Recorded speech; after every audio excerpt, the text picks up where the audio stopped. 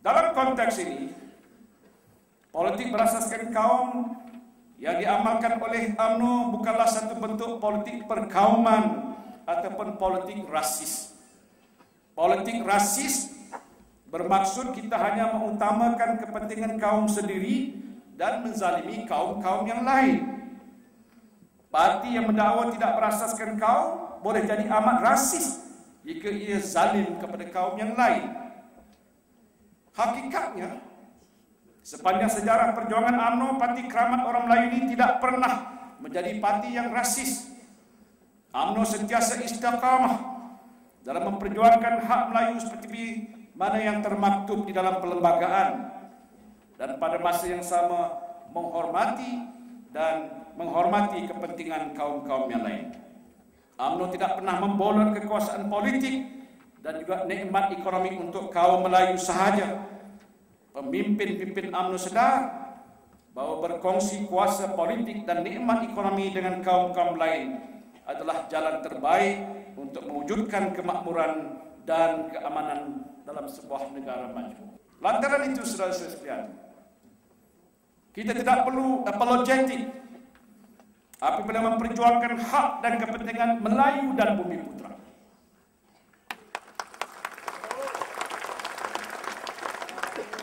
Sejarah menjadi saksi bahawa apabila UMNO memimpin, bukan saja orang Melayu yang mendapat nikmat, malah semua kaum beroleh manfaat.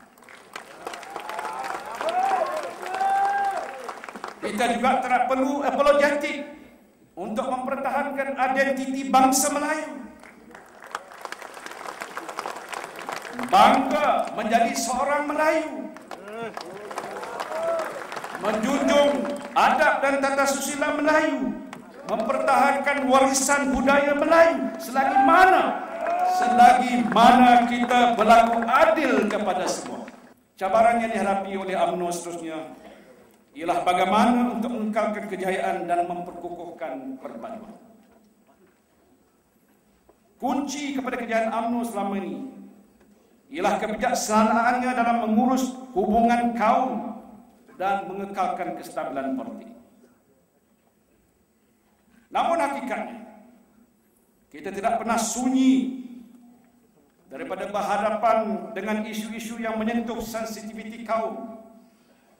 Walaupun secara umumnya hubungan kaum di Malaysia ini berada di tahap yang baik, namun masih kedengaran suara-suara yang mempersoalkan hak-hak keistimewaan Melayu dan Bumi Putra serta hak-hak bagi kaum-kaum yang lain. Sekiranya tidak diurus dengan baik, keadaan ini akan menimbulkan persepsi dalam kalangan masyarakat pelbagai kaum bahawa kedudukan dan hak mereka yang dijamin oleh perlembagaan semakin terhakis. Justru perasaan curiga antara kaum mestilah dibendung segera.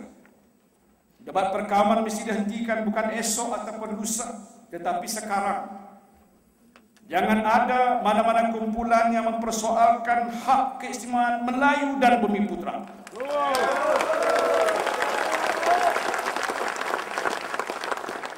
Dan jangan ada juga pihak-pihak yang akan mempersoalkan hak-hak yang sah bagi kaum-kaum yang lain.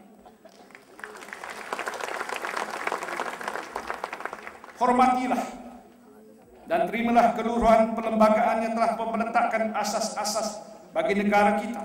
Saya yakin dan percaya bahawa rasa curiga antara kaum akan dapat diatasi sekiranya semua kaum mendapat jaminan bahawa hak-hak mereka yang telah termaktub dalam perlembagaan akan dipertahan dan dihormati dalam apa jua keadaan sekalipun.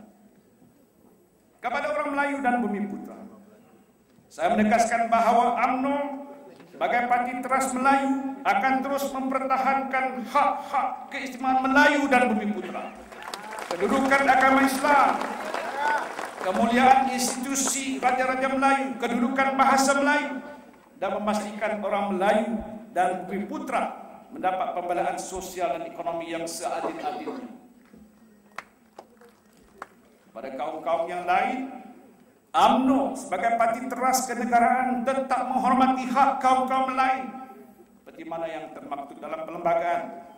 Sebagai sebuah parti politik Melayu yang inklusif dan berdasarkan rekod perjuangan UMNO selama ini, UMNO akan terus memastikan bahwa di bawah teraju pimpinan UMNO yang ada, tidak ada satu kaum pun yang akan ketinggalan dalam menikmati rahmat pembangunan dan kemajuan negara.